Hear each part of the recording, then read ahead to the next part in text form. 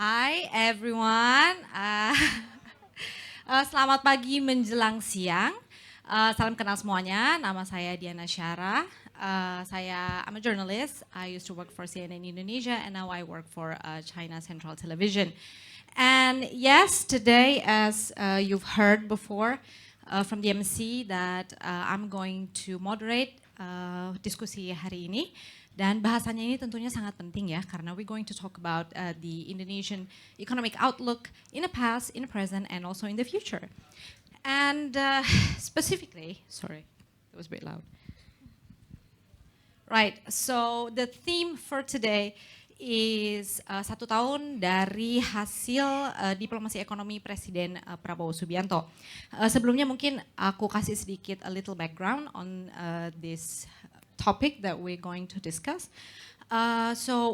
This year he made several economic achievement seperti joining BRICS, also penanganan tarif Trump dengan kesepakatan 19%, ada penuntasan EU Indonesia SIPA, ada Indonesia Canada SIPA, ada upaya aksesi OECD dan CTPPP yang juga tetap berlanjut. Namun tentunya kebijakan ekonomi itu dan semakin terbukanya Indonesia juga menimbulkan adanya vulnerability tentunya ya. Dan itu juga menimbulkan berbagai tantangan. Dan secara internal sendiri misalnya tantangan dari aksesi OECD dan CCTP ini juga kan menuntut reformasi dari BUMN dan juga procurement dari pemerintah. Dan juga regulasi domestik yang belum sepenuhnya selaras mungkin ya dengan standar dari internasional. Dan dari eksternalnya sendiri tentunya perkembangan geopolitik dan geoekonomi yang terjadi juga akan sangat berpengaruh. Seperti tren proteksionisme, ada penguatan rantai pasok di kawasan, penggunaan tarif dan pembatasan ekspor untuk kepentingan politik. Dan jadi pada intinya sesi ini kita akan melihat seperti apa evaluasi dari 1 tahun kebijakan atau manuver diplomasi ekonomi yang dilakukan oleh Prabowo dan seperti apa saat ini kondisinya dan juga seperti apa nanti ke depannya, apa saja yang harus kita antisipasi. Dan untuk membicarakan itu semua sudah ada bersama kita semua this fine gentleman, pilar-pilar ekonom dari Indonesia. Tepuk tangan untuk para panelis kita. Ya, saya akan mengundang satu-satu. Pertama ada Pak Edi Priopambudi. Yes, give him a big applause. Pak Edi ini adalah Deputi Koordinasi Kerjasama Ekonomi dan Investasi Menko Perekonomian. Jadi Pak Edi ini nanti yang saat ini dan kedepannya akan menjembatani antara kebijakan dan juga eksekusi investasi yang telah dari hasil semua diplomasi ekonomi yang dilakukan oleh Presiden Prabowo. Dan juga yang kedua sebenarnya ada Her Excellency Ibu Menteri Roro Diah Widya Putri, namun dia ini akan hadir dan memberikan video. Jadi dia tidak bisa hadir di sini secara fisik, tapi dia telah memberikan kita video yang bisa kita tonton semua nanti ya. Dan yang ketiga ada Director of ASEAN External Relations at Ministry of Foreign Affairs of Indonesia, Pak Sade Bimantara. Yes, beliau ini akan memastikan ya bahwa economic engagement yang dilakukan oleh Indonesia ini nanti align dengan keseimbangan geopolitik dan strategi regional. So he gonna make sure that Indonesia didn't accidentally break the international chessboard. Right, and then the fourth panelist we have Pak Arsyad Rashid. Yes, give a round big of applause. He is the chairman of Indonesian Business Council. Dan Pak Arsyad ini dengan segala pengalamannya tentunya akan menjadi the voice of Indonesian business leaders. Dia adalah representasi ya dari seperti apa business environment yang ada di Indonesia dan juga industri di Indonesia. And then yang terakhir ada Pak Enrico Tanuwijaya. He is the UOB ASEAN economist. So Pak Enrico ini he's gonna become beliau akan memberikan insight secara makroekonomiknya Dia juga akan melihat apa sih sebenarnya yang Indonesia butuhkan ya, terutama di regional Asia Pasifik ya Pak. Baik, sekali lagi give all our panelists big round of applause. Right, and also to all of you actually that are here and joining us. Applause for everyone in the room. Okay, without further ado, I'm going to start today's discussion with a question. My first question adalah tentang analisa dari para panelis ini sendiri ya terhadap diplomasi ekonomi Indonesia baik secara bilateral dan multilateral dalam 1 tahun terakhir dilihat dari konteks geopolitiknya, perdagangannya dan juga dari investasinya. Dan untuk menjawab itu semua kita mulai dari Pak Edi tentunya ya, juru dari investasi. Ya, silakan Pak Edi mungkin bisa dijawab. Terima kasih. Selamat pagi Bapak Ibu semuanya. Di sini juga hadir beberapa duta besar, Pak Dubes Romans, is one of my best friends. Saya agak terkejut juga. Oh ya, Pak Dubes Malaysia nih. Saya agak terkejut juga nih, ternyata tidak hanya Blackpink yang membuat rame Jakarta, tapi ternyata foreign policy juga bisa membuat rame Jakarta. Berarti artinya kita sudah siap menuju ke global stage. Jadi kalau tadi pertanyaannya seperti itu, sebenarnya saya ingin menggambarkan dengan lebih mudah. Ambisi Indonesia di dalam global players adalah seperti kalau teman-teman lihat itu multi-plug adapter yang bisa nyolok kemana aja, ya kan? Karena kalau kita mau traveling kan pasti kita butuh untuk kita sesuaikan dengan bentuk soketnya seperti apa. Nah kita juga melihat ke situ.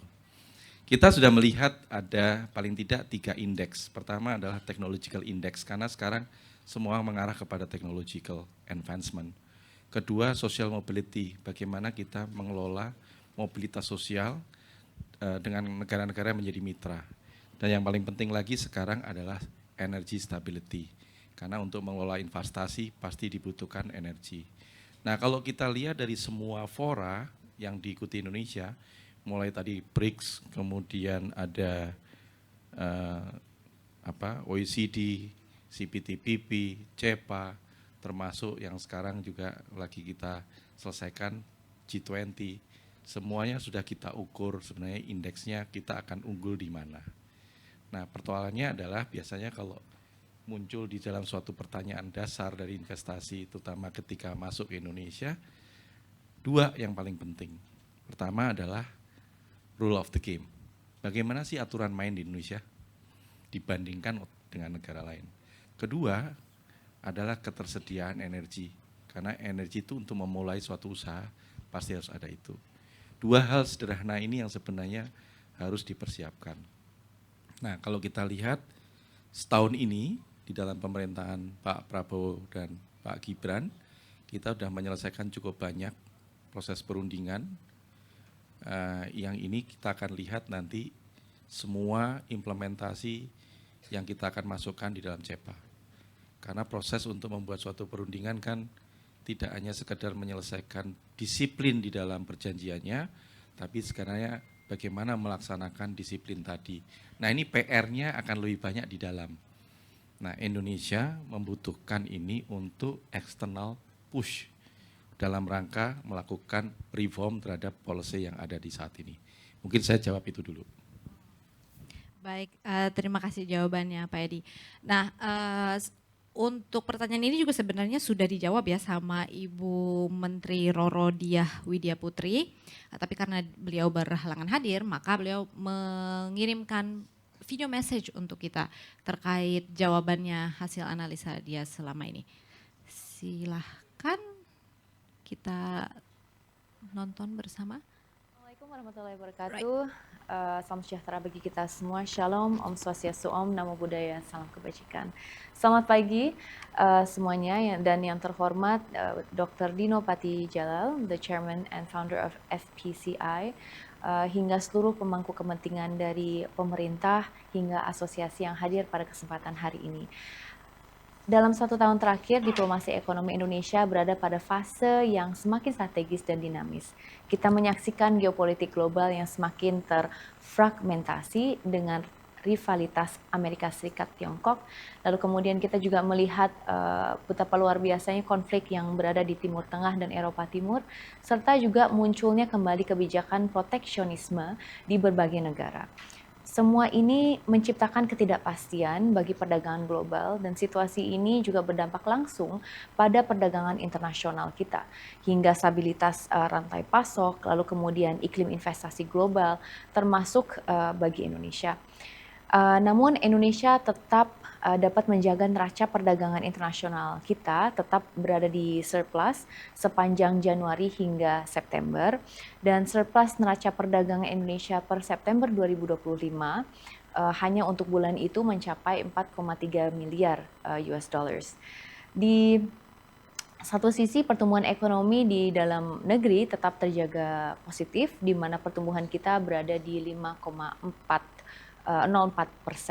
year on year, dan juga PDB kita di atas dasar harga berlaku sebesar 6.060 triliun rupiah berdasarkan data resmi Badan Pusat Statistik.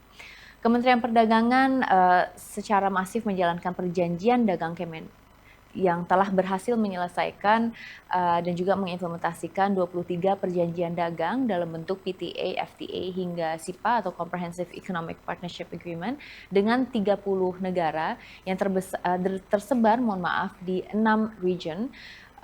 Dan yang terbaru kita tahu bahwa tahun ini khususnya sudah diratifikasi dan sudah ditandatangani perjanjian dagang antara Indonesia, Kanada, SIPA, Indonesia, Peru, SIPA. Secara substansial kita sudah menyelesaikan juga Indonesia, EU, SIPA, hingga Indonesia, Tunisia, PTA. Dan harapannya semua bisa rampung sesuai dengan rencana. Perjanjian dagang juga merupakan salah satu komitmen kami di Kementerian Perdagangan untuk meningkatkan ekspor Indonesia ke negara-negara mitra dagang di tengah tren proteksionisme. Kita tahu ini saat ini sedang terjadi dalam perdagangan global kita. Dan kinerja kita menunjukkan tren yang sangat baik karena pada Januari hingga September 2025, ekspor Indonesia telah tumbuh 8,14%, yaitu melampaui sebetulnya target tahun 2025 di mana target kita berada di 7,1%. Dan capaian ini sangat amat luar biasa dan menjadi momentum tersendiri untuk terus meningkatkan ekspor kita.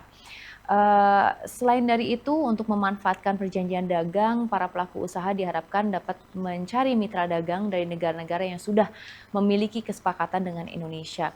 Dan kami juga menyadari bahwa pemerintah tidak mungkin bekerja sendiri. Maka kami selama ini sudah melakukan engagement dengan berbagai asosiasi, khususnya Kadin gitu ya, bahwasanya ini merupakan perkumpulan dari para pelaku usaha yang ada di Indonesia dengan harapan bahwa perjanjian dagang itu bisa di-utilize semaksimal mungkin. Maka kedepannya dan kami sebentar lagi akan menandatangani juga MOU dengan Kadin dalam bentuk upaya kerjasama tersebut. Kami juga sering sekali melakukan business matching. Kita punya perwakilan di 33 negara dalam bentuk atas perdagangan hingga the Indonesia Trade Promotion Center dengan harapan untuk bisa memperluas akses market kita ke luar negeri dan untuk bisa melakukan pendampingan bagi para pelaku usaha yang mempunyai keinginan untuk melakukan ekspor. Lalu kemudian di forum multilateral, Indonesia tetap menempatkan perdagangan multilateral dengan WTO sebagai main pillar dalam stabilitas dan pembangunan diplomasi ekonomi global karena memberikan kepastian hukum, non-diskriminasi, dan akses pasar yang luas bagi 70% arus perdagangan dunia. Indonesia adalah satu-satunya negara juga yang menjadi anggota dari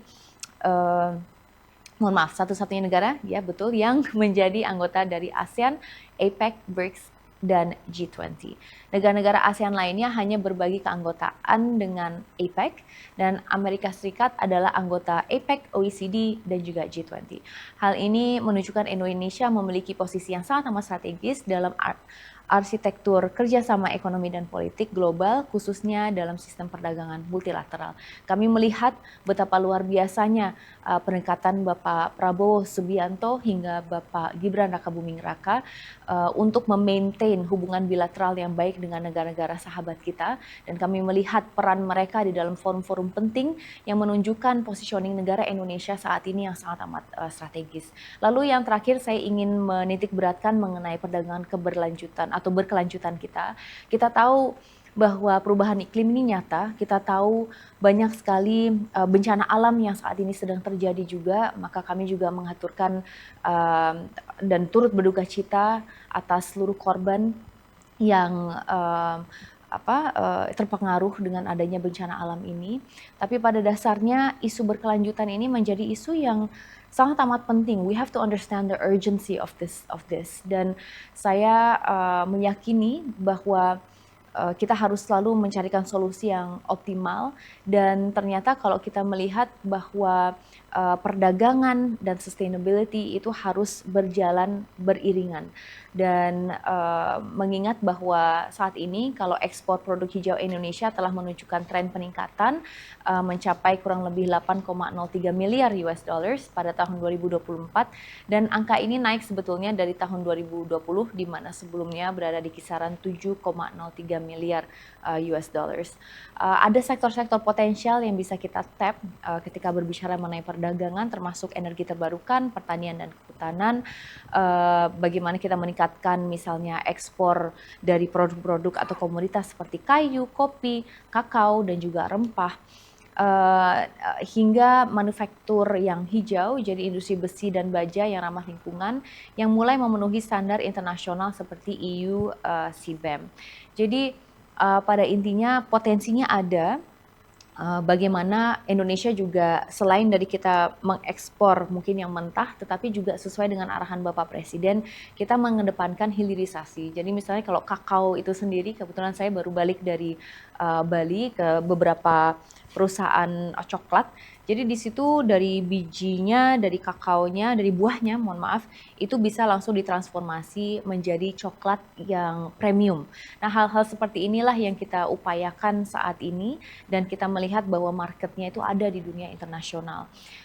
Pada intinya kami berharap bahwa yes, kita harus mencarikan solusi yang terbaik untuk perubahan iklim, tapi di satu sisi juga jangan sampai ini menjadi alasan negara-negara lainnya untuk menghambat potensi kita untuk melakukan ekspor. Maka pendampingan dari negara-negara maju itu juga sangat amat penting, dan harapannya kita semua bisa menyadari hal itu dan bisa selalu mengedepankan essence dari kolaborasi.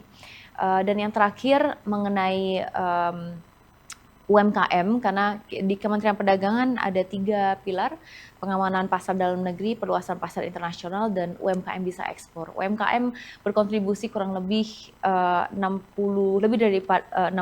dari total GDP kita, dan kami mempunyai atensi khusus terhadap UMKM agar kemudian bisa semakin go internasional. Everything goes hand in hand, dan semuanya bisa terlaksana dengan baik dengan semangat kolaborasi. Terima kasih. I wish you a very successful and productive conference ahead. Mohon maaf sekali, I do apologize that I'm not able to be there in person. Namun semoga hari ini merupakan hari yang bermanfaat untuk semuanya. Terima kasih. Wassalamualaikum warahmatullahi wabarakatuh. Iya, baik, itu adalah video message dari Menteri Roro. Nah, baik, mungkin selanjutnya ya, kita lanjut pertanyaan yang pertama kita, saya berikan kepada Pak Sade, terkait dari analisanya mungkin dari konteks geopolitik ya Pak ya, seperti apa hasil diplomasi ekonomi ini dan dampaknya terhadap Indonesia in a geopolitics. Ya. Terima kasih Mbak Diana, ini pertanyaannya scorecard ya. tahun pertama Presiden Prabowo. Ini kami dari pemerintah, saya dari pemerintah, Pak Edi juga dari pemerintah. Ini ibaratnya anak mahasiswa UAS hari Senin, habis itu kita yang kasih nilai. Yes. Kasih nilai dosennya. Itu nanti saya bisa ini. Tapi saya ingin objektif juga di sini. Tapi Sure. saya ingin memulai dengan mungkin karena Indonesia ini kita di tengah gitu ya, di antara dua lautan, di antara dua benua, di antara gitu ya. Namanya juga Nusantara. Kalau kita semua ingat di awal tahun kita Indonesia ya disuruh memilih, right? Kita disuruh memilih. We, the world, ask us to pick a side, the West or the global South, the yuan or the dollar, right? Open markets atau protectionism. And what President Prabowo has done adalah he is not about choosing a side. Kita nggak memilih side, cuma kita memilih Indonesia. Kita memilih the right thing to do. So before saya lanjut, greetings Pak Dubes Dato Hasrin, Pak Dubes Belarus, ada Pak Yuza juga di sini. Oh my God, mestinya Pak Yuza yang duduk di sini yang ikut bicara ini. Ada Mas Niwa dan teman-teman, terima kasih. So saya ngelihatnya dari 4 metrik paling nggak Mbak Diana, kan pertanyaannya itu ya terkait dengan economic diplomasi Presiden Prabowo 1 tahun pertama, dan saya mencoba objektif ya, walaupun saya di pemerintahan tapi saya coba melihatnya dari beberapa sisi. Yang pertama terkait dengan tadi yang disampaikan oleh Pak Edi, kita ada dual track strategy, right? Kita at the same time kita bergabung dengan BRICS, kita juga on the way ke OECD. Kalau sebelumnya kita mungkin normatif ya, of course kita di ASEAN, regionalism, di APEC, di UN, norma-norma kita ikut shaping gitu ya. Tapi kalau sekarang lebih ke pragmatic activism, lebih ke multi alignment kita. Dan ada yang mengkritisi ya, oh ini strategic coherence-nya bagaimana, nggak strategis apa semua macam. Saya melihatnya justru flexibility. We're having a lot of flexibility ketika dunia ini terpolarisasi. Jadi itu mengapa kita strateginya dual track, BRICS dan OECD. BRICS and OECD, most countries think itu opposites gitu ya. Tapi kita join BRICS ini memberikan kita source of new funding, new investment, new markets, non-traditional markets juga. Dan kita juga bisa aligning sejumlah pemikiran-pemikiran kita atau hal-hal yang terkait dengan critical minerals dan commodities dan lainnya. OECD ini ibaratnya, nah ini anak-anak mahasiswa lagi nih, ibaratnya kalau OECD itu kita udah selesai S1 gitu ya. Dan sekarang kita mau ke elite university. Kita mau ke Harvard lah, mau ke MIT lah, mau ke Oxford. OECD, this is the place. Kita leveling up our game menjadi world class, right? Nah, itu metrik pertama, dual track strategy. Saya rasa kita mendapatkan nilai yang tinggi ini. Nilai yang tinggi, mungkin A ya untuk itu. Yang kedua, tadi disebut sama Ibu Roro, the trade trifecta. The trade trifecta, EU, Kanada, Peru. Right? EU largest market of course di Eropa, dan untuk Indonesia juga ketiga atau kedua terbesar gitu ya. Kanada ini market pertama di Amerika Utara yang kita ada perjanjian perdagangan bebas. Remember, Kanada itu trade-nya dengan dunia itu kalau nggak salah di atas 60% dengan Amerika Serikat. So itu backdoor ke Amerika Serikat juga. Amerika Serikat mungkin proteksionis tapi backdoor-nya Kanada. Front door bahkan sekarang. Backdoor-nya Meksiko. Nah itu. Peru, nah Peru mungkin backdoor-nya agak jauh itu ya, non-traditional market. Nah ini nilainya saya juga kasih nilai, saya yakin Bapak Ibu sekalian juga setuju, bagus juga nilainya. Mungkin A juga. Ya. Yang ketiga, the Trump test. Nah ini Pak Edi nih yang front line nih. Kita dari awal ya, semenjak Liberation Day ya, tanggal 2 April tuh berjibaku. Tektokan waktu itu saya kebetulan di Washington DC sebagai deputi dan Pak Edi di Jakarta yang bagian yang susah-susahnya. Trump test, surviving the tariff. Waktu itu kalau nggak salah pembicaraan awal kita Pak Edi, shall we negotiate or shall we retaliate? Dan kita ada hitung-hitungannya tuh. Kalau kita retaliasi gimana? Nah ini teman-teman industri, Pak Arsyad dong Pak Enrico nih juga hitung-hitungannya bagaimana. Dampaknya terhadap PDB kita seperti apa? Kalau nggak salah 0,5 sampai 1% decrease in PDB. Wah itu artinya apa tuh? 0,5 sampai 1%. Artinya 750.000 sampai 1 juta tenaga kerja kita akan lenyap. Kalau kita did not negotiate gitu, talk untuk reducing tarif dari 32 sekarang menjadi 19%. So itu achievement menurut saya. Right? Maksudnya walaupun belum selesai sekarang, tapi is a good path. Is a good path dan nilainya saya rasa cukup bagus. Terakhir, tadi dibicara mengenai CPTPP dan RCEP, ini homework. PR kita ke depannya adalah RCEP oke, kita udah dalam sana, tapi kan secara standar itu masih baseline. Tidak setinggi standar-standar yang ada di perjanjian seperti CPTPP. CPTPP remains the golden standard untuk FTA. Nah itu PR-nya di kita. Jadi saya ngelihat si tarif Trump itu juga ada demand dari Amerika yang standarnya harus kita tinggikan. CPTPP juga begitu, OECD juga begitu. Tapi you know what? We are on the right track. Jadi in summary, Prabowo's first year was defined by speed and pragmatism. Tapi more work to do dalam 3 tahun ke depan saya yakin kita bisa lakukan. So I'll stop there. Thank you. Okay, thank you very much. That's actually very reassuring.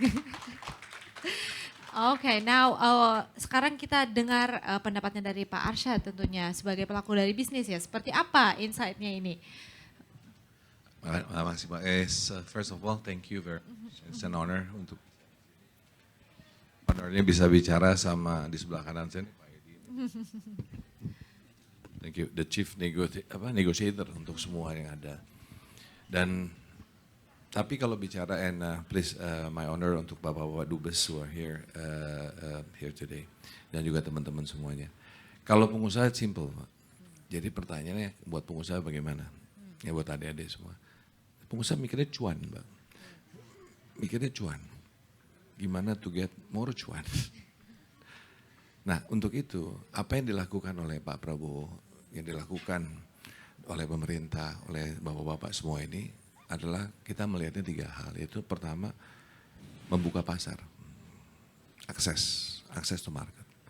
So dengan itu sekarang kita punya akses market yang luar biasa. Mulai dari bicara accession process kita di OECD, bicara BRICS, kita bicara semua hal. G20, you name it lah, ASEAN and all. Bilateral agreement, SEPA dan semua, itu adalah access to market, that's number 1 yang kita pikir. Yang kedua, access to financing. Hopefully dengan ada access pada saat ini, access financing yang kita bisa dapat dari teman-teman kita di luar. Karena we don't have enough money, just doing it ourselves. We need financing, finance dari luar. Yang ketiga adalah bicara mengenai access of technology. We need technology. And so dengan ini kita akan mendapatkan hal itu. Nah akses teknologi ini juga relate terhadap bukan hanya accessing the technology, tapi capacity building. The capacity building of human capital kita. Nah ini this is what we believe bahwa Pak Prabowo has been positioning Indonesia dalam keadaan yang sangat penuh tantangan geopolitically.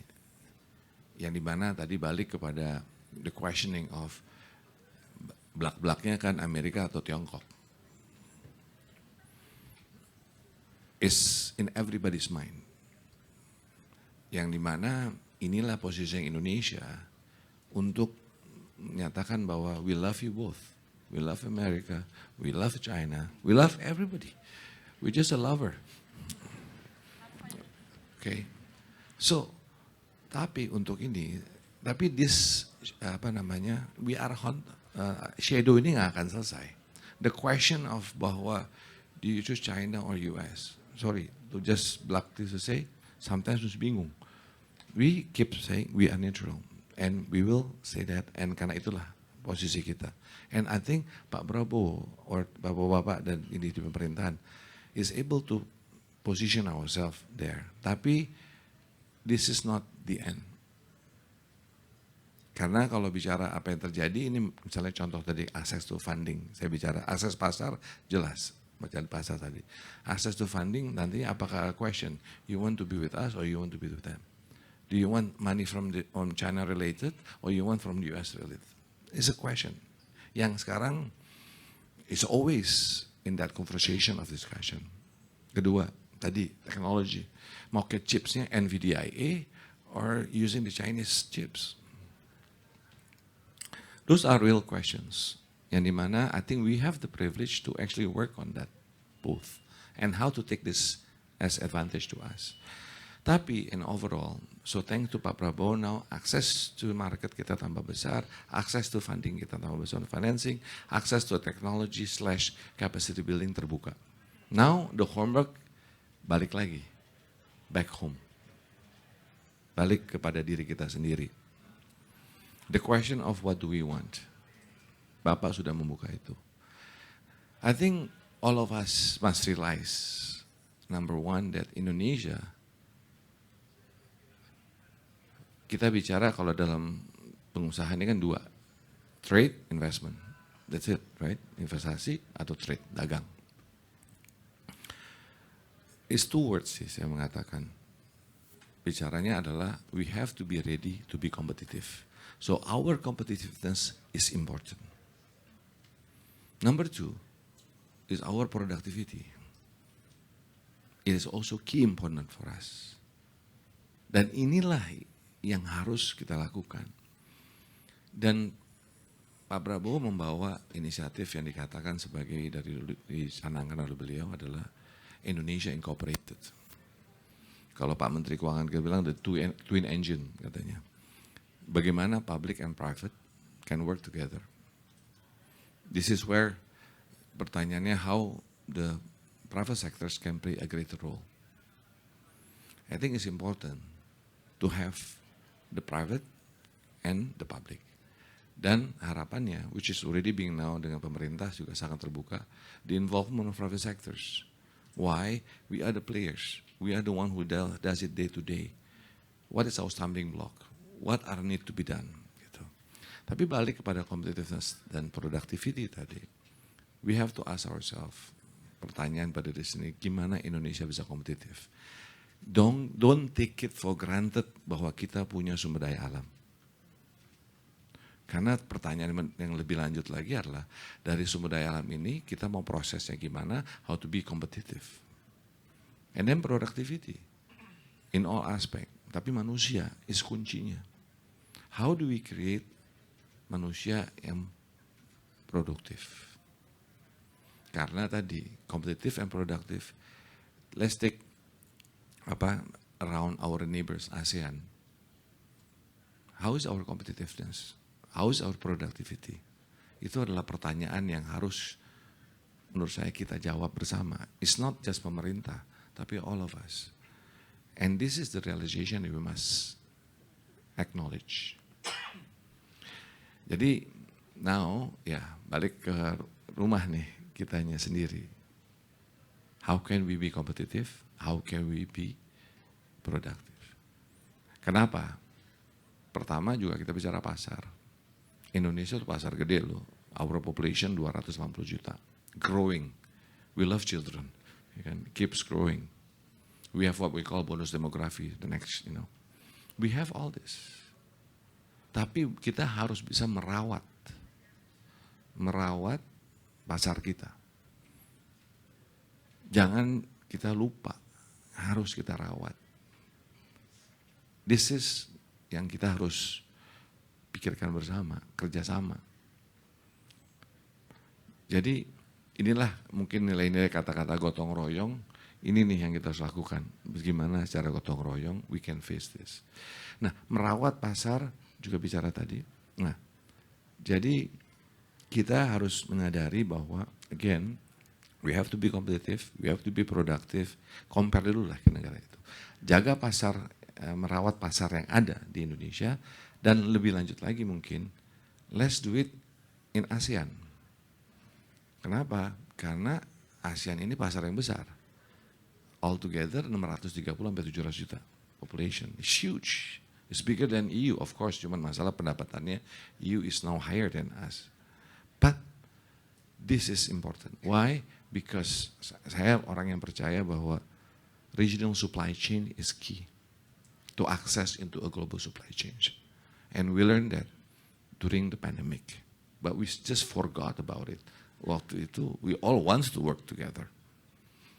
So, tadi Pak Edi mengatakan bahwa one of the key factors juga ada dua, salah satunya energi. Karena tadi, in all this technology advancement, kita bicara AI dan segala macam, kita butuh energi. Amerika aja defisit kalau ngitungin berapa besar untuk kebutuhan AI-nya di sana. Kita juga. We need that. Kenapa? We need this digitalization, we need this AI. Untuk productivity tadi, competitiveness, untuk leapfrog. Nah, untuk itu persiapan energi harus dilakukan. Dan Indonesia mempunyai kekuatan itu. If we gabung di ASEAN, so interconnectivity within ASEAN, itu jadi kunci.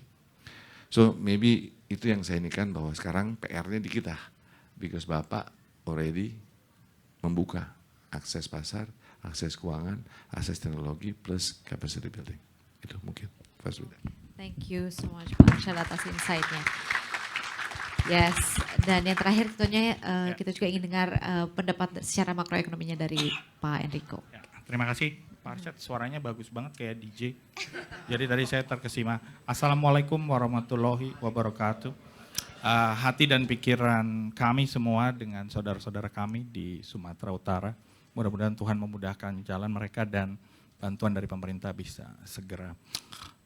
Buongiorno, bonjour, buenas tardes. Itu bahasa wajib di Eropa Pak Edi. When you greet them, guten Tag, guten Morgen. So untuk saya pakai bahasa apa lupa? Oke, Indonesiannya oke.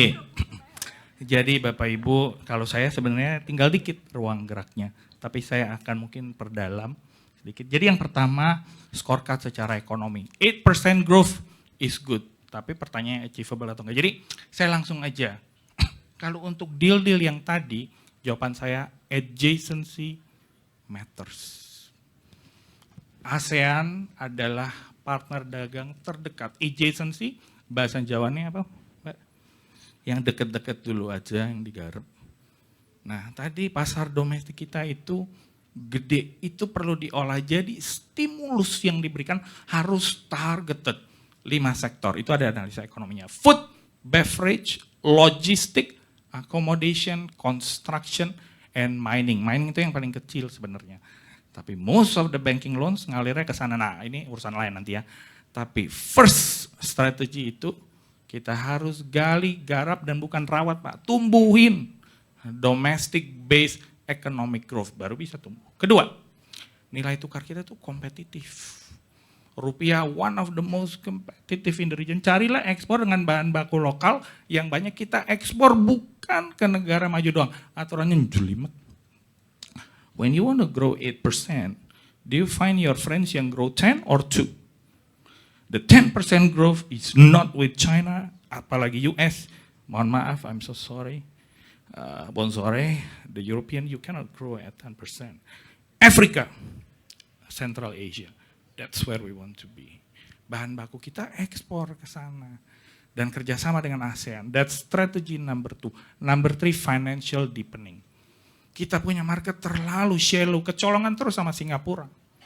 Kita yang bayarin mereka terus, yang kayak negara samping penduduk 5 juta, ya, per kapita 150.000. Di sini berapa Pak Arsyad? 5.000. It's very wrongly targeted. for the lack of better word. Jadi, in simple terms, scorecard ekonomi kita masih perlu banyak di brush up. 3 strategi. Olah pasar domestik dengan stimulus yang tepat. Kedua, pergunakan elastisitas ekspor untuk meningkatkan pertumbuhan. Yang ketiga, financial deepening. Dan menyelimuti semuanya ini adalah eksekusi. Eksekusi gampang ngomongnya. What kind of execution? I leave it you in suspense. Saya ada pemikirannya tapi I leave it for you later. Thank you. Thank you. Yes, it's good that he leaves us in suspense ya, karena memang masih banyak juga pertanyaan terkait ini semua yang bisa kita dalami. Now, pertanyaan keduanya ini karena semuanya juga tadi kan sempat membahas apa itu FTA dan juga bilateral yang sudah ditandatangani oleh Presiden Indonesia oleh Indonesia gitu ya. Jadi kita akan aku mau tanya selanjutnya itu terkait dari semua itu. Dari BRICS, OECD, CPTPP, dan penyelesaian SIPA dan juga negosiasi tarif dan lain-lain ini kan semuanya sebenarnya membuka peluang yang baru, itu betul ya. Dan juga tapi on the other end itu juga kan sebenarnya ini ya menaikkan tekanan geopolitik pastinya gitu kan ya, on the other end gitu. Nah sebenarnya dampaknya ini sendiri kira-kira itu seperti apa untuk Indonesia di landscape geopolitik dan geoekonominya, dan juga ini bikin positioning Indonesia ini seperti apa sih, meskipun tadi kan sudah dijelaskan bahwa Indonesia memang ya kita kan bebas aktif ya, nah cuman mungkin seperti apa gitu secara lebih rincinya gitu, lebih dalamnya. Silakan. Siapa yang mau jawab? Pak Edi dulu. Terima kasih. Oh ya, dan tadi juga Pak Edi sempat bilang ya bahwa memang multilateral ini juga menjadi sesuatu yang sangat panas ya diperdebatkan di kancah di pertemuan-pertemuan internasional ini. Nah, itu gimana Indonesia sebenarnya can navigate through that challenge? Baik, terima kasih. Kalau tadi kita sebut ya, memang multilateral ini saat ini memang sangat sulit. Kami baru kembali dari G20 untuk merundingkan kemarin nyaris tidak terjadi deklarasi, tapi kita kemudian dorong bisa menjadi deklarasi, karena memang saat itu satu negara tidak ingin hadir dan tidak ingin menyatakan agreement, lalu kemudian ada yang hadir tapi juga menyatakan tidak untuk menyatakan agreement. Nah, tapi kita kemudian olah bagaimana itu bisa menjadi bagian dari deklarasi dengan memanfaatkan bahwa the rule in G20 is no rule. Jadi dia bisa dibangun aturan di dalam G20 sendiri, sehingga Indonesia berkontribusi untuk mengusulkan judul dari dokumen itu dengan ada kata-kata summit dan kemudian ada kata colon di situ untuk memisahkan dua clause. Summit itu adalah tempatnya dan leaders declaration adalah hasilnya. Nah, kalau saya boleh sharing, mumpung di sini ada Bapak-bapak Dubes dari perwakilan kantor negara sahabat, ada beberapa isu yang sekarang menjadi multilateral, di multilateral itu panas untuk dibahas. Maka di hari terakhir kita berunding 28 jam itu non-stop, jadi kita nggak boleh tidur 28 jam. Pertama adalah isu mengenai yang terkait dengan sosial dulu, soal gender. Gender ini diperdebatkan karena memang ada negara yang punya pandangan tersendiri, Indonesia punya pandangan sendiri, yang itu tidak mungkin dikaitkan kita harus sama semua. Nah, ini menjadi perdebatan yang sangat tajam, tapi kita kembalikan sebenarnya tujuannya untuk apa kalau kita membahas gender, yaitu empowerment-nya kan. Makanya lebih baik kita bicara di empowerment. Kedua adalah isu energy transition. Ada negara yang masih sensitif untuk mengatakan transisi energi, karena itu berhubungan dengan national revenue, sehingga itu masih menjadi persoalan. Di samping itu ada persoalan dari sisi investasinya. Siapa yang berhak untuk melakukan investasi terhadap energy transition? Karena cost of teknologinya masih sangat tinggi. Kemudian yang menjadi persoalan lagi yang kita suka bahas adalah multilateral trading system. Nah, ini panjang. Menginginkan adanya reform terhadap WTO, tapi reformnya seperti apa tidak pernah terbentuk. Karena yang diinginkan seperti apa, apakah value-nya, apakah prinsipalnya itu tidak pernah disepakati. Lalu juga isu yang menyangkut soal kita kemarin memasukkan unsur critical mineral. Kenapa? Karena ini kembali kepada kebutuhan dasar industri, yaitu basic commodities.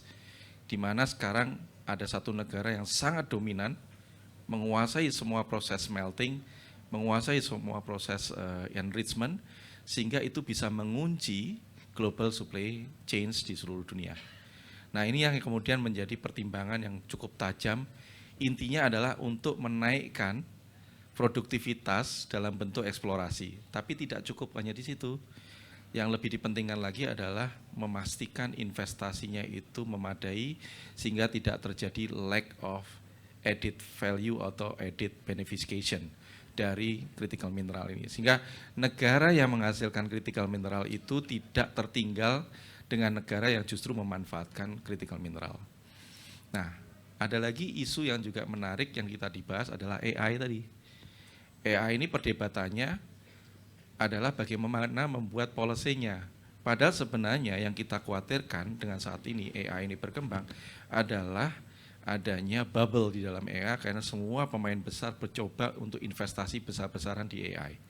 Yang dikhawatirkan kalau bubble-nya ini burst, maka global stock market akan mengalami masalah yang serius dan itu sistematik. Nah, itu yang belum dibahas di sana. Kalau di Indonesia Pak Arsyad, AI penting. We need AI to remove AI Pak. Artificial intelligence to remove artificial inconsistency. Nah, itu. Jadi banyak hal yang tidak konsisten kita remove pakai AI gitu kan, nanti anak-anak muda yang jagoan di situ. Nah, jadi kita kebutuhan yang penting di dalam persoalan-persoalan tadi ini yang sekarang di bawah kepemimpinan Pak Presiden Prabowo mencoba sekarang kita petakan. Tidak hanya melihat geopolitiknya, tapi bagaimana menyusun geoekonomik dan geostrategi. Jadi apa yang bisa kita harness dari geoeconomic asset yang dimiliki oleh Indonesia, yang itu dikerjasamakan. Makanya tadi kita munculkan ada critical enabler. Pertama adalah market, udah dibuka nih semua kerjasama. Capital otomatis itu menyangkut masalah bagaimana kita mengelola capital itu bisa masuk. Nah, yang penting lagi adalah selain teknologi, adalah skill and innovation. Nah, ini tanggung jawab nih teman-teman yang masih muda, bagaimana kita menginnovate, mengangkat skill. Karena kalau tidak skillnya naik, kemudian bagaimana kita mau menaikkan inovasi. Sehingga produktivitas tadi akan sulit. Karena kalau produktivitas kita bicaranya adalah teknologi, labor, capital. Nah, kalau teknologi masuk ke dalam capital, itu mudah. Beli aja mesin canggih, dioperasikan, high-tech itu. Tapi kalau teknologi masuk ke labor, lama. Karena itu menjadi high skill. Butuh waktu yang cukup lama. Sehingga kita kerjasama sekarang juga dengan seluruh dunia, bagaimana kita mengeducate, tapi tidak bergantung kepada formal education. Karena kalau di Indonesia sekarang tuh sebenarnya sudah banyak yang skillnya tinggi, tapi tidak tercapture di dalam formal sector. Nah, sehingga akhirnya kalau kita lihat di investasi, PMTB itu ada namanya IPR, Intellectual Property Right, sekarang naik. Ya, tapi catatannya adalah property right-nya ini kemana didaftarkan? Karena itu menyangkut royalti. Kalau didaftarkannya ke negara lain, ya berarti nggak tercapture di sini kan.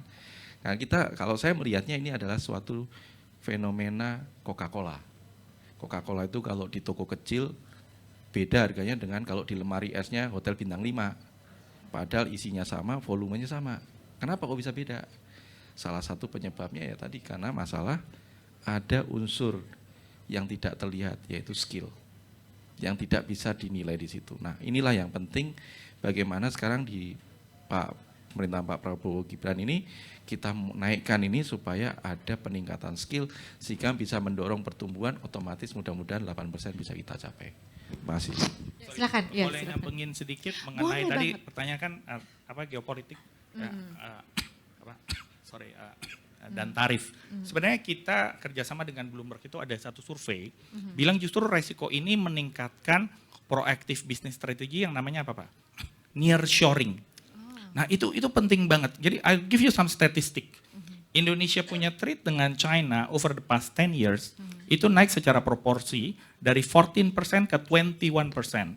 Intra-ASEAN trade itu stuck di 22%. Apa jenengnya perbandingannya? Dengan EU. EU intertrade is 48%. You know Airbus, semua tahu Airbus pesawat? 80%, 90% of supply chain itu di EU semua. That's how important nearshoring is. Apalagi ditambah dengan dua risiko ini. Yang kedua, USMCA itu 54%. US, Mexico, Kanada, dia trade among themselves. So, menurut saya, yes, it's good to build relationship dan juga trade with everybody, tapi what's in it for us secara ekonomi? Ini sebagai ekonom ya, sebagai diplomat saya fail. Tapi sebagai ekonom, saya cuma nanya itu Pak Arsyad ya, what's in it for us, for growth, for the people, dan untuk kaum-kaum muda gitu loh. Jadi untuk AI tadi Pak ya, sebenarnya artificial intelligence itu yang harus kita jual adalah authentically Indonesia. Yes, betul sekali.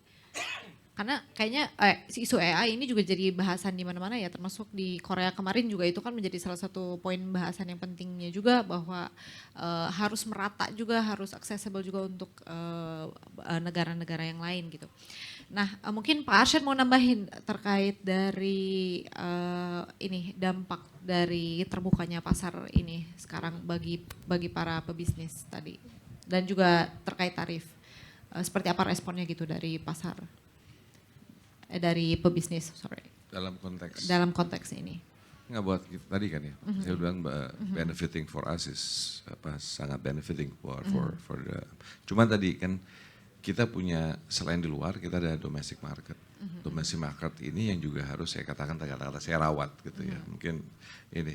Tapi bagaimana menjaga dan juga melihat how can we optimize dari sisi kita sendiri. Karena gini, kalau kita bisa menjaga dan itu menjadi basis fondasi kita. So itu baliknya kalau kita udah punya bisnis di sini baru kita keluar. Nah, jadi akses pasar dan semuanya tadi balik lagi bahwa tadi kan competitiveness, productivity yang harus dijalankan. Betul. Jadi kalau saya bilang bahwa ini segmented, ya, kalau bicara pengusaha besar yang gede dan segala macam, itu sangat membantu sekarang kan udah to start our access market, misalnya ke EU, ke mana ke negara-negara di Amerika dan lain-lain. Tapi sekarang untuk yang mid cap companies dan juga small companies, itu baliknya adalah bagaimana yang ada di sini. Nah, inilah yang harus jadi proses kombinasi di antara kita. Nah, how to do it? The question of sekarang ini back to the human capital yang tadi dikatakan. Karena kuncinya kalau human capital kita enggak, tadi saya setuju banget kalau bicara bahwa skills. Kuncinya skills. Certification is kunci. Nah, ini buat Indonesia, I think this is where we need to focus juga. Contohnya sekarang vokasi ya misalnya, which is semuanya banyak perusahaan-perusahaan swasta melakukan vokasi, melakukan banyak hal. Tapi standarisasi daripada itu belum ini, misalnya dari perusahaan A, habis itu saya bawa sertifikatnya saya ke tempat ini, bisa nggak diterima oleh perusahaan lainnya? It's not there. Nah, ini yang menjadi PR kita, karena kunci human capital ini menjadi kunci untuk untuk bagaimana memastikan productivity dan competitiveness kita. Nah, vokasi ini yang Indonesia harus melakukan proses standarisasi. I think already on the plate, tinggal mendorongnya. Jadi supaya we have to even relook menurut saya education system kita untuk long terms. Karena supaya apakah vokasi itu masuk bagian di dalam kurikulum kita. Bukan hanya spesifik untuk SMK dan lain-lain gitu. So I just wanna tarik balik kepada diri kita sendiri untuk bicara mengenai human capital development yang kita miliki ini gitu.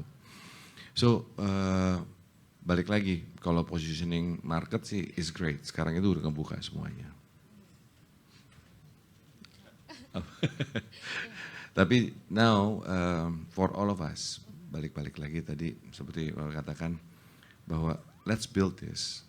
Pokoknya akses sudah kebuka dah, ya kan? Tapi balik sekarang kemana kita secara human capital, in my opinion, we need to focus on that. Jangan dilupakan. Karena ekonomi itu berjalan bila mana salah satu komponen human capital. And AI dengan semuanya, kalau kita akan ketinggalan. So that's a very key factors untuk kita. Dan we have all the brightest, anak-anak generasi muda dan semuanya. Karena ujung-ujungnya balik-balik semua ini apa sih? Jobs kan. Jobs. Nah jobs ini menjadi kunci buat kita. Karena kalau enggak perputaran ekonomi uang itu nggak akan ada. Dan today our market is mostly domestic rather than export loh. It's 75% actually lebih domestic. Export 25%. Jadi kalau bicara mengenai misalnya Amerika, US, the way we look at it as is important geopolitically. Geoeconomically, ya, 10% kali 20% is like 2.5%. Itu yang kita ini. Sebetulnya tapi karena geopolitiknya, of course we need to care, right? Tapi balik lagi, Pak Presiden sudah membuka itu semua, tapi don't forget, he open up the market and goes back to kata-kata yang tadi Indonesia Incorporated, and that's very important. Nah saya mau naikin lagi dari Indonesia Incorporated, also ASEAN Incorporated. So this is the two things, public-private partnership, so we can push intra-trade antara ASEAN, and intra-trade antara investment di ASEAN. And tadi numbersnya Pak, intra-trade ASEAN turun loh Pak, this year turun. Nah ini buat saya we need to work on this gitu. We need to work on this. Jadi for the small medium enterprises, I think ASEAN is a key, and for us domestically, jadi kita lihat domestic market, ASEAN market, and then accessing to other markets. So that's how I look at it. Okay, thank you. Ya, mungkin mau nambahin Pak tentang competitiveness among ASEAN itself, I guess. Ya poin terakhir ini tadi bagus sekali dari Pak Arsyad ya, dan dari Pak Riko dan Pak Edi tadi sampaikan intra-trade di ASEAN ini memang kecil nilainya dibandingkan dengan EU ataupun NAFTA, USMCA yang tinggi. Nah persis ya Presiden Prabowo tuh mengetahui bahwa itu adalah suatu permasalahan utama di ASEAN. Sehingga ketika pada KTT kemarin itu yang menjadi tujuan utama kita adalah bagaimana memperkuat kerjasama ekonomi, perdagangan, investasi di ASEAN. Dan hal ini dilakukan oleh Pak Presiden Prabowo dengan chairmanship dari Malaysia tentunya adalah dengan kita upgrading contohnya ASEAN-China FTA. Upgrading kerjasama ekonomi ASEAN kita dengan Australia, Selandia Baru, Uni Eropa, dan negara-negara lain. Jadi itu semoga Pak Arsyad nanti dalam beberapa tahun ke depan akan membuahkan hasil di mana intra-trade dan investment juga akan lebih besar. Nah tadi pertanyaannya kalau nggak salah ini tekanan geopolitik, kemudian dampaknya apa gitu terkait dengan standar kita dan lain-lainnya. Sama mungkin kompetisinya di antara negara-negara ASEAN gitu kan ya. Ya. Nah kompetisi dengan negara ASEAN, contohnya Indonesia, EU, siapa itu? Vietnam itu dari tahun 2019 mereka mempunyai suatu preferential trading agreement dengan EU kan. 2019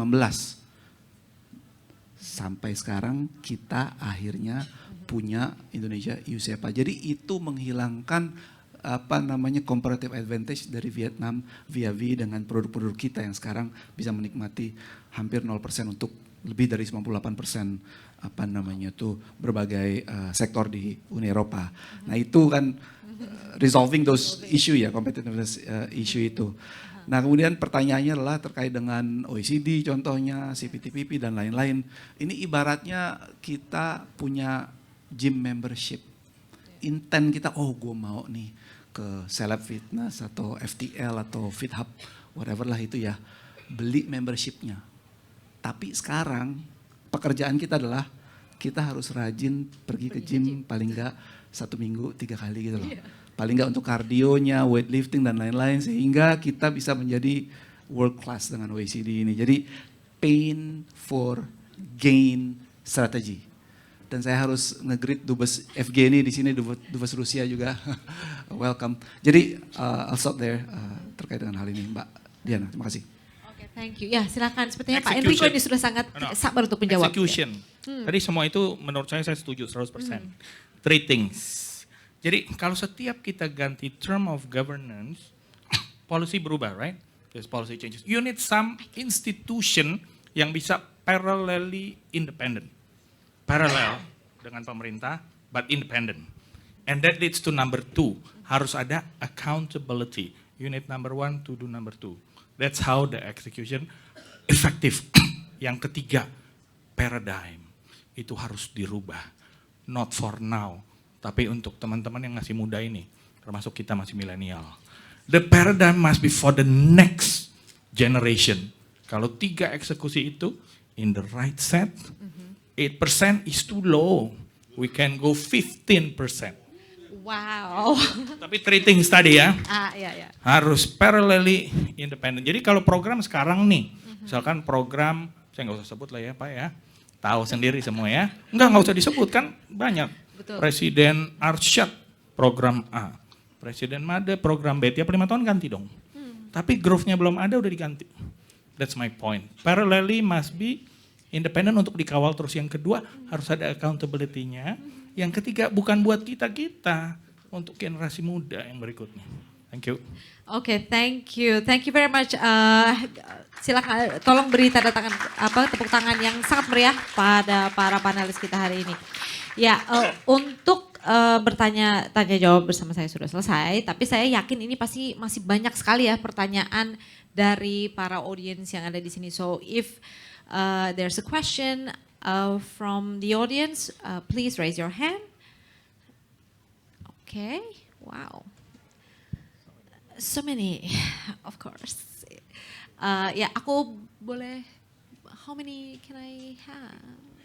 3, okay. So I'm gonna pick 3. Okay, I think Bapak ini, ya silakan Mas ini. Dan Mas ini yang satu-satu dulu ya berarti ya.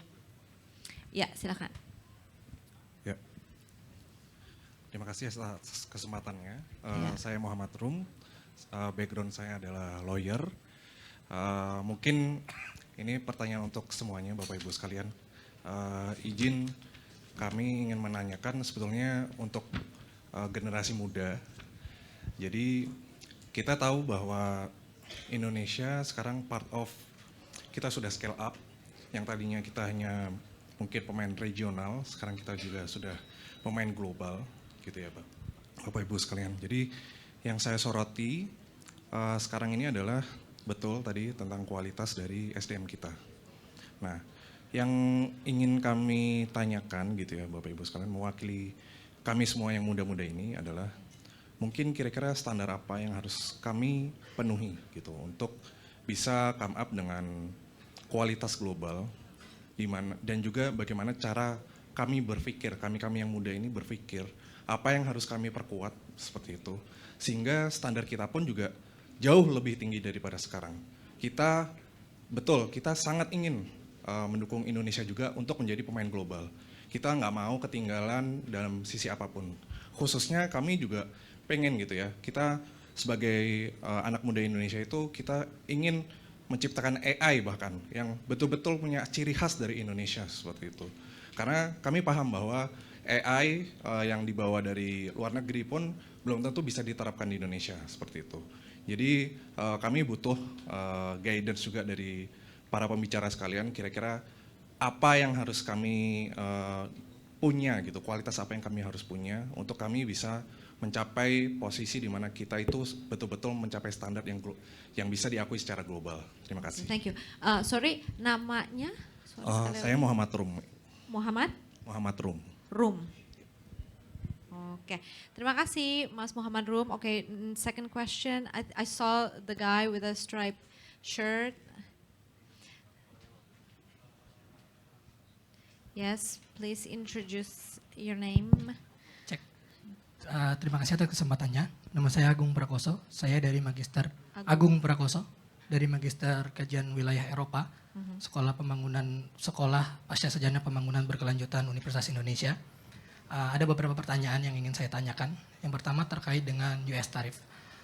Seperti kita tahu, saat ini di US tarif ini Indonesia masih joint statement, belum masuk ke tax. Salah satu dua yang sudah masuk ke teks itu adalah Kamboja dan Malaysia. Dan ini mendapatkan kritik yang sangat keras sebetulnya, menjadi salah satu worst deal ever yang pernah dilakukan oleh Malaysia dan Kamboja. Kenapa?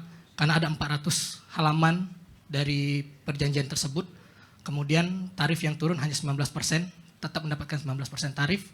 Salah satunya keuntungan bagi Malaysia itu hanya penghapusan 1.700 produk untuk 0%, itu pun 700 di antara produk itu memang tidak ada di pasarnya Amerika Serikat, sehingga itu percuma juga sebetulnya.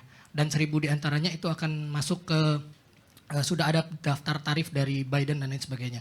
Sehingga sebetulnya ini akan jadi salah satu deal yang cukup buruk sebetulnya sorry kalau tadi ada yang berhormat Duta Besar Malaysia. Tapi ini memang ada kritik dari masyarakat sipil di Malaysia sana juga terkait hal itu. Kemudian juga Malaysia mungkin memang punya 10% perdagangan ke Amerika Serikat, itu pun semikonduktor. Semikonduktor pun katanya akan tetap dapat kena tarif 100%. Jadi ini salah satu deal yang cukup buruk sebetulnya untuk Malaysia, dan kemudian juga sudah dapat kritik dari Tiongkok.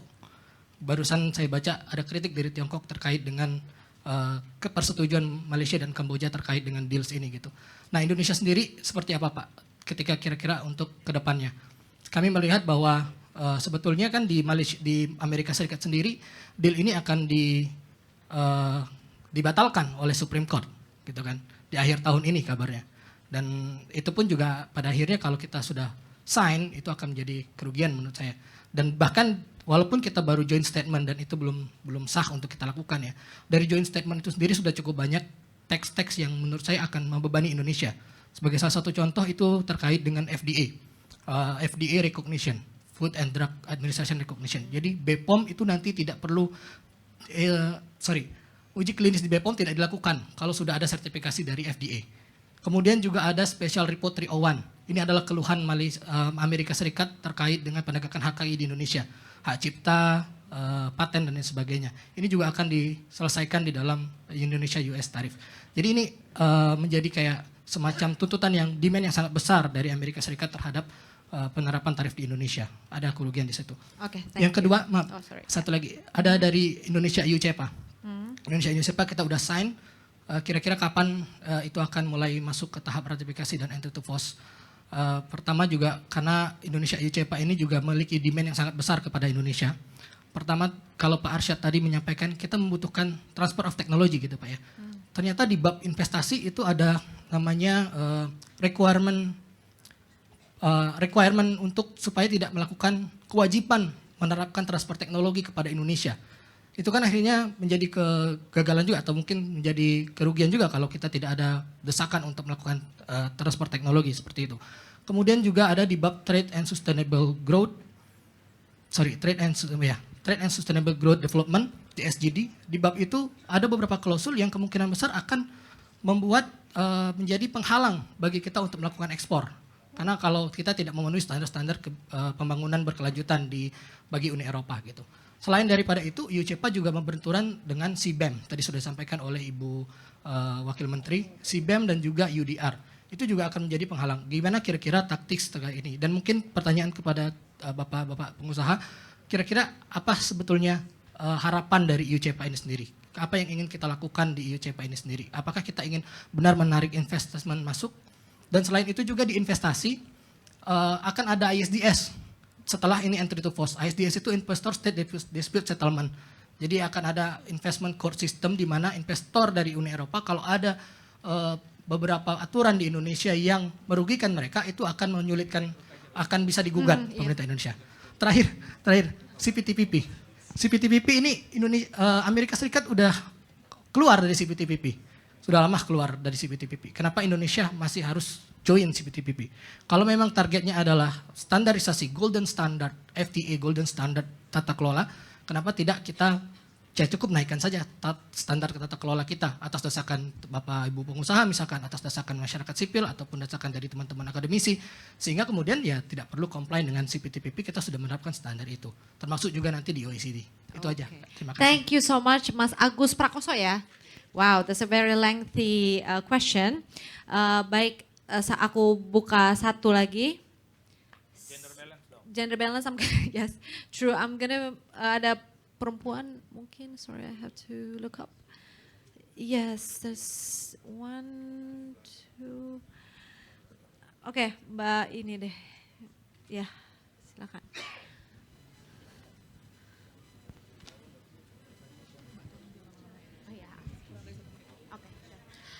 Baik semuanya, selamat siang. Perkenalkan nama saya Latifah Syariati Pasha dan di sini ada hal yang ingin saya tanyakan, mungkin masih berkelanjutan dengan yang disampaikan sama Mas Muhammad Rum sebelumnya, bahwa skill development itu memang sangat amat diperlukan untuk kita generasi muda sebagai pemegang estafet selanjutnya. Namun sebagaimana yang kita lihat bahwa potensi-potensi atau misalkan pelatihan-pelatihan yang cukup affordable yang untuk kita jangkau itu masih sangat kurang. Mungkin apakah ada solusi dari baik pemerintah yang akan bekerja sama dengan teman-teman sektor swasta yang akhirnya bisa mendevelopment kemampuan dasar untuk generasi selanjutnya. Baik, terima kasih. Oke, terima kasih Mbak Latifah pertanyaannya. Oke, untuk sesi pertanyaan kali ini saya tutup dulu ya. Jadi nanti kalau mau bertanya nanti di sesi selanjutnya. Oke, so on the first session, pertama kita punya pertanyaan dari Mas Rum, Mas Muhammad Rum ya. Jadi Mas Rum ini bertanya bahwa dia sebagai anak muda juga, dia bertanya kayak gimana sih caranya anak muda juga untuk scale up agar bisa mengejar gitu ya, mengejar keterbukaan market dan kemajuan ekonomi atau ambisi Indonesia ke depannya gitu. Mungkin silakan, siapa yang mau jawab dulu ini? Pak Arsyad sepertinya ini. Saya jawab 2 menit dulu Oke, boleh Pak Enrico. Ini makro dulu sure, ya. Sure. Pertama, industri manufaktur kita yang harus jadi tulang punggung itu masih bobo. Jadi pertama dibangkitin dulu, confidence naik. The strongest global player is the strongest local player. Kalau main bola nih Pak ya, timnya masih ngoper bola, miss gitu, maaf ya Pak ya. Bisa masuk, itu nggak World Cup. Ya, so it's clear. Pak, you can check that ASEAN itu non-systematically trading partner, betul? Ya, unratified by Congress, betul? So, all this deal adalah transactional. What does it mean? It can change tomorrow. Si Trump bangun lehernya sakit, cancel itu 19%. My point, be practical. Yang ketiga, pakai AI itu sekarang very cheap, marginal cost-nya 0. Copilot Ibu, sorry Mbak, apa? Kuliah apa kalau boleh tahu? Kuliahnya, misalkan hukum. You just type in Copilot, ya, explain section 301. Dia keluar. Jadi sebelum masuk kuliah, kita udah siap, itu akan close the gap of education. Tadi betul sekali Pak Arsyad, vocational itu adalah key. Jadi yang pertama, be a strong local player in manufacturing, be transactional untuk us, and be smart in using technology. Oke, thank you so much Pak Enrico. Wow, it's very good. Langsung kejawab semua ya, tiga-tiganya ya. Oh enggak? Makronya aja, yang lain lebih mumpuni. Siap, tapi 3-nya sudah dapat ya semua jawabannya. Nah sekarang mungkin ada yang mau menambahkan untuk untuk pertanyaannya Mas Rum ini? Terkait, jadi bertanya gimana untuk skill development-nya supaya bisa mengejar nih ambisi Indonesia. Oke, kalau bicara itu sekarang for us, right? Kalau bicara tadi itu, we was talking about standards, right? Actually, kenapa salah satu yang tadi bicarakan adalah why do we come into OECD, right? Pertanyaannya adalah the OECD itself or the process itself, right? I think it's important the process itself or the extension process is very important for us. Why? Itu membuat banyak hal. Pertama, of course, diregulasi. Tapi at the same time, how do we prepare ourselves with all these international standards yang dikatakan tadi kalau bicara standards gitu. Jadi semua itu whether it is what standards or what kind of, let's say you have this perjanjian dengan Amerika dan semuanya. Buat saya tadi okay, it's great, everything is good, right? But let's go back to ourselves. I'm just saying let's focus adik-adik semuanya, teman-teman semua. Focus on ourselves. What can we do? Okay? And focus on looking at first bahwa yes, we already have market nih nantinya. But let's be strong domestically. And then how to go from domestically to regional. From regional to others. Right? Karena tadi saya membagi itu bahwa pengusaha ada pengusaha yang besar banget, pengusaha besar, pengusaha menengah, pengusaha kecil. Nah, kalau pengusaha yang udah besar banget, itu yang bisa langsung buka pasar kemana-mana dan segala macam. Tapi kalau bicara small medium enterprises, focus on domestic market. Lalu bicara ke regional market, and then you go, there's a steps gitu ya. Nah, jadi kalau dan untuk mengusi itu semua, balik-balik tadi kan, key-nya adalah in my opinion human capital. Human capital vokasi. Caranya gimana? Number one, I think sekarang sudah banyak masalah vokasi, anywhere. salah satu yang mungkin menjadi low hanging fruit for me sih, saya ngeliatnya ya. Karena kan gini, at the same time we have to create this market domestically yang harus berjalan. Ujung-ujung itu adalah masalah daya beli, ujung-ujungnya adalah masalah cuannya. Bisa nggak ada yang bisa dikatakan. Nah, untuk itu, I think one of the best thing is karena the biggest chance we have is actually jobs. And so, I think the investment climate that has to be pushed so that kita bisa create jobs. But the second one, which is low-hanging fruits, is actually migrant workers. Bagaimana kita bisa memperkuat dan Indonesia teman-teman bisa menjadi jobs di luar untuk apa? Untuk mendapatkan a new paradigm, bicara more skills yang juga tambah ini, experience yang ada, betul Pak. But at the same time, you know that kalau misalnya kita untuk investasi itu perlu waktu untuk dapat lapangan pekerjaan. Ini lapangan pekerjaan udah ada di luar. It's just we need to push dapat pekerjaan. Akhirnya apa? Uang, bagaimana memastikan uang itu kembali, yaitu apa? Pengiriman ke dalam dan membangun yang namanya Indonesia. And I think we have to take all this. Ya, jadi balik bebenah diri kita sendiri.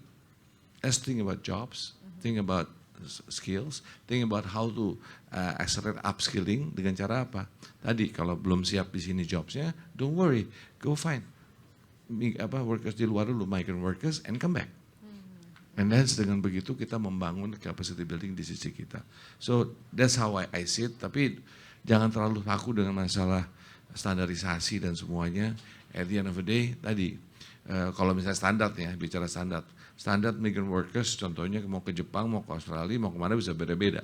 Saya udah just focus on the country. Kalau kita mau ngirim ke sana, focus on that standard, masuk. I'm just being pragmatic ya, supaya kita jangan terpaku dengan segala macam standardization. But it's good that the accession of us to OECD and so forth create us to bisa naik kelas, memikirkan bagaimana deregulasi dan juga urusan lainnya. Maybe perhaps that I would answer that. Actually, unfortunately, we are running out of time. Unfortunately, I know that you have a lot of questions, like 4 of them, but unfortunately, we don't have time to answer that. So thank you very much, everyone, for coming. If I can summarize all our discussion today, intinya bahwa memang market sudah terbuka, berarti opportunity bagi Indonesia semakin terbuka lagi, tapi tentunya adalah sebaik apa kita bisa merespon itu semua dan seperti apa resiliensi kita terhadap segala tantangan yang bisa terjadi ya. Ya, oke, so thank you very much everyone, and sekali lagi tentunya tolong beri big round of applause for all the panelists. But yes, yeah. Terima kasih kami sampaikan kepada seluruh panelis dan juga moderator. Sebelum sesi ini berakhir, saya mau mengundang seluruh panelis, speakers dan juga moderator untuk maju ke depan. Sebagai bentuk apresiasi dari Dr. Dino Patijal dan juga FPCI, kami akan memberikan cenderamata kepada seluruh panelis.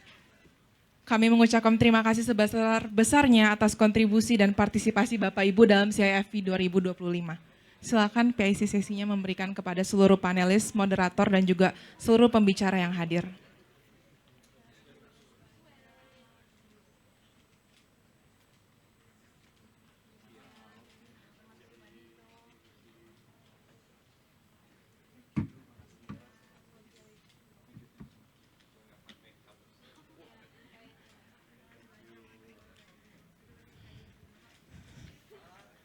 Kami akan lanjutkan dengan foto sesi bersama seluruh panelis yang ada di depan untuk dokumentasi untuk harap bersiap. Baik, kita mulai sesi foto bersama dalam hitungan 1, 2, 3. 1, 2, 3. Sekali lagi, 1, 2, 3. Baik, terima kasih kepada seluruh panelis dan sekali lagi kita berikan tepuk tangan yang meriah bagi seluruh speakers yang sudah hadir. Kami persilakan juga untuk para speakers untuk bisa meninggalkan ruangan terlebih dahulu. Hadirin mohon tetap berada di ruangan agar flow tetap kondusif.